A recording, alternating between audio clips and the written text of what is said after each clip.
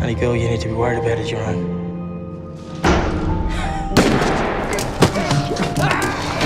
We're here. So when things get back to normal, that's not gonna happen, is it? I don't think normal's on the horizon.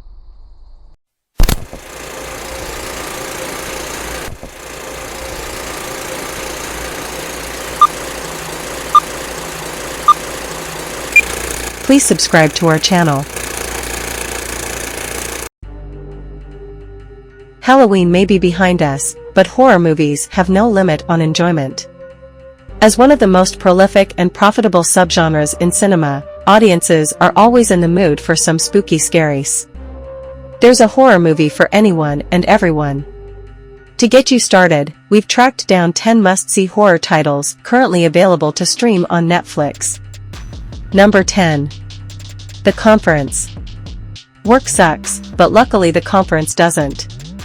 It's a furious worksploitation slasher that puts a knife to the throat of scummy corporate culture. Kills all have a taste of the great outdoors since the film takes place at a woodland work retreat, from machetes through hammocks to a splashy jacuzzi death. The Swedish commentary on greedy business folk comes with a nasty savageness and cheeky workplace satires, comparable to other winning work retreat horror tales like Severance.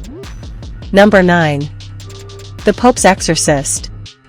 I won't say The Pope's Exorcist is a horror masterclass. I will say that The Pope's Exorcist is more fun than you'd expect. The film understands that the least exciting part of most exorcism films is the exorcism itself, building this zany Vatican demon-chasing world around Russell Crowe's Father Gabriel Amorth. Expect more than just memeable moments of Crowe zipping around on his scooter. Number 8. Circle. About 50 people who wake up in a dark room arranged in a circular formation. The premise is simple: someone has to die every 2 minutes. That's it. A social experimentation turned into a thriller about characters arguing their point about why they should be the one who lives another round, relying on dialogue to sell the existential dread at the script's core. Minimalism is the film's secret ingredient, getting straight to the point and keeping a quick pace in a way that never loses our attention. Number 7. Lights Out. Teresa Palmer anchors the spooky survival story as someone who must wield light like a weapon against the shadow-dwelling villain, leading to fantastic fear-first scenes where you'll hold your breath. Number 6. I See You. I See You refuses to play by conventional horror movie rules. Sometimes you're watching a missing person procedural. Other times, it feels like a found-footage home invasion thriller. It's better as a domestic horror story than a dramatic examination of family frustrations, which is why it belongs on this list. The frights are frightful and fears put center stage when storytelling works. Number 5. Nobody Sleeps in the Woods Tonight.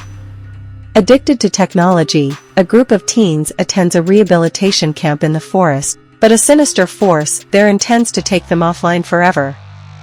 It's a familiar brand of campers meeting gruesome fates one by one with a massive emphasis on practical effects, the goriest and most obscene of which become an overall saving grace.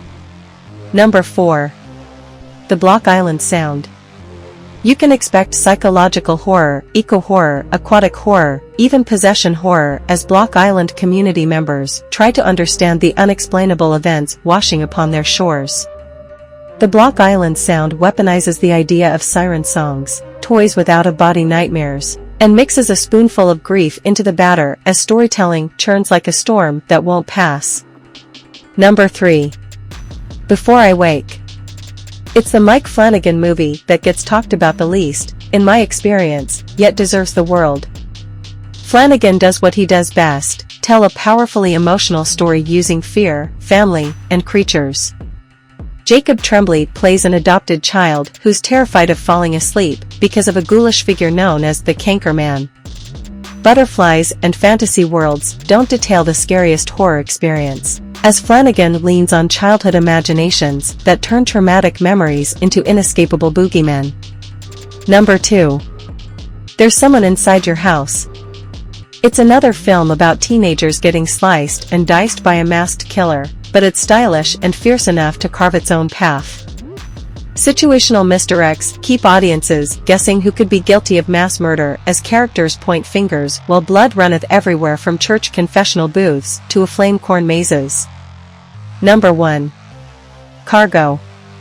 One of Netflix's first original horror films is still one of my favorites. Ben Howling and Yolanda Ramke's Cargo stars Martin Freeman as a father traversing the Australian outback with his daughter. Also, there are zombies.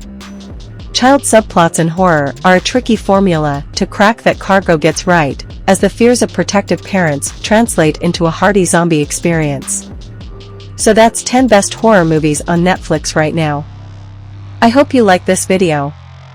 Please leave a comment and subscribe to this channel. See you in another video. Bye.